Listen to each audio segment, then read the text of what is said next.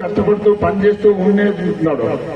Corona వచ్చినప్పుడు చంద్రబాబు నాయుడు పోయి హైదరాబాద్ లో జూమ్ లో కూర్చుంటే తెలంగాణ రాష్ట్రంలో, అదే తెలంగాణ రాష్ట్రంలో ఇక్కడ మనం ఎమ్మెల్యేగా గెలిపించినటువంటి బాలకృష్ణ సినిమా షూటింగ్లు మందులు కొట్టుకుంటూ అక్కడ కూర్చుంటే, ఇక్కడ ఇక్బాల్ గారు కావచ్చు, మన పార్టీ లీడర్లు కావచ్చు, అక్కడ మన ప్రియతమ నేత జగన్మోహన్ రెడ్డి గారు కావచ్చు, నిరంతరం ప్రజలకు ఏమి కావాలో వాటన్నిటినీ సొంత తమ్ముడులాగా, కుటుంబ సభ్యుల్లాగా, అన్నలాగా, మన బంధువులాగా మన ఇంటికి కావాల్సినటువంటి సదుపాయాలు అన్నింటినీ సమకూర్చినటువంటి ఏకైక ముఖ్యమంత్రి ఆంధ్రప్రదేశ్ లో మన జగన్మోహన్ రెడ్డి గారే తప్ప భారతదేశంలో ఏ ముఖ్యమంత్రి కూడా ఇంత దగ్గరగా పనిచేసినటువంటి వ్యక్తి లేరు.